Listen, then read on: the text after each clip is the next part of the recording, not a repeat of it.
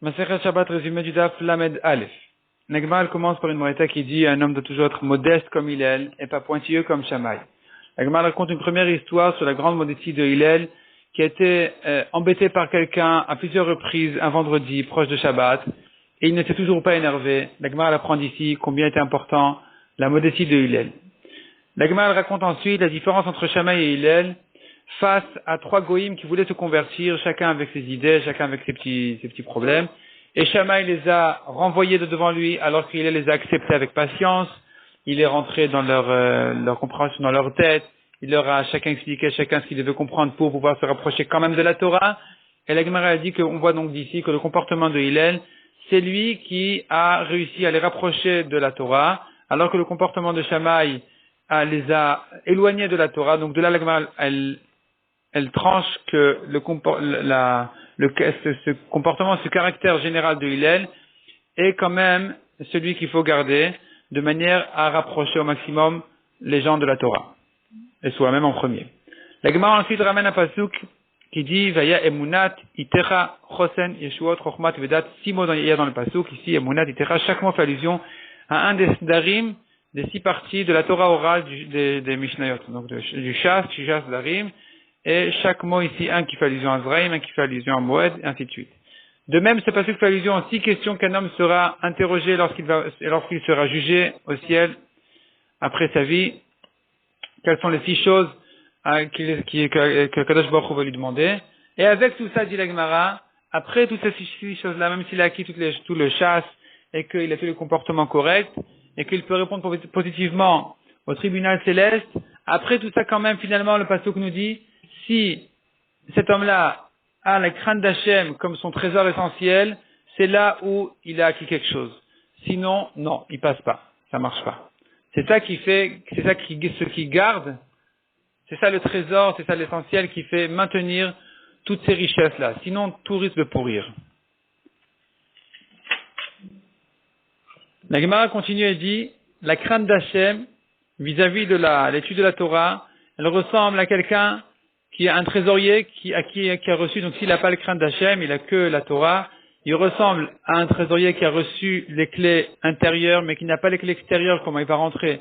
Ou bien, autre exemple, à quelqu'un qui n'a pas de cour et qui prépare déjà les portails à sa cour qui n'existe toujours pas. Donc finalement, il doit avoir la crainte d'Hachem avec la Torah, c'est obligatoire. La Gemara ajoute encore, Kadosh Baruch Hu n'a créé son monde que pour qu'on le craigne. La Gemara raconte une histoire entre Rabbi Simon et Rabbi Elazar quand est passé devant eux un chacham, Rabbi Yaakov Baracha. Et Rabbi Elazar a dit, il faut se lever devant lui parce que c'est un homme qui a la crainte d'Hachem. Rabbi Simon lui a répondu, Rabbi Simon lui a dit, il faut se lever devant lui, c'est un Talmid Chacham. Rabbi Elazar lui a dit, moi je te dis qu'il a la crainte d'Hachem, tu me dis un Talmid Chacham. La qualité de la crainte d'Hachem est plus importante même que le fait qu'il soit un Ben Torah. La Gemara ensuite ramène un passage qui dit, Al tirsha harbe, ne sois pas beaucoup rachat. Qu'est-ce que ça veut dire? Est-ce qu'un petit peu rachat ça va? Répond Agmara, non, c'est quelqu'un qui se dit de toute façon je suis un petit peu rachat, je suis déjà un peu rachat, donc qu'est-ce que ça peut bien faire si je suis un peu plus ou un peu moins? Et là le pasuk lui dit non, c'est pas parce que tu as déjà un peu une mauvaise odeur que tu dois te tremper dans les égouts. Donc ne sois pas beaucoup rachat même si tu crois que tu l'es déjà un petit peu. L'Agmara ensuite ramène encore un pasuk du 2 psukim desquels on apprend les Réchaïm sont conscients, ils savent bien que finalement ils vont mourir et qu'ils seront peut-être même jugés. Ils sont conscients du fait qu'ils vont pas vivre éternellement. Et avec tout ça, il y a la graisse sur leurs reins qui les empêche.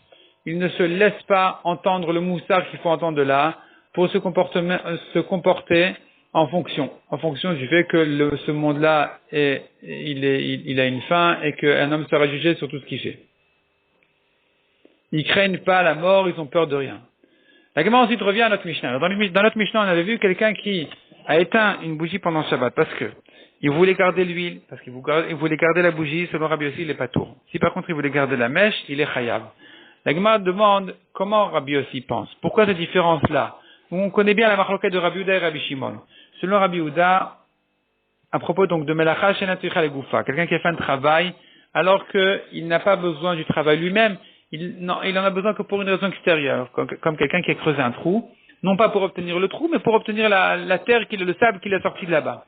Donc selon Rabbi Yehuda, il est chayav, selon Rabbi Shimon, il n'est pas tour. Selon Rabbi Yehuda, on devrait dire que dans tous les cas, il est chayav, même s'il éteint la bougie pour avoir pour garder l'huile, pour garder la bougie, ou pareil pour la mèche, dans tous les cas, il devrait être chayav. Selon Rabbi Shimon, dans tous les cas, il devrait être patour parce que finalement, il est éteint pour une raison extérieure. Donc pourquoi cette différence-là entre les différents cas? Répond la Gemara deux réponses. Première réponse, notre Mishnah, donc Rabbi Yossi pense comme Rabbi Yehuda. Rabbi Yossi pense comme Rabbi Yehuda qu'il est chayav. En principe, il devrait être chayav, même si son intérêt est un intérêt extérieur à la melacha elle-même, au travail lui-même.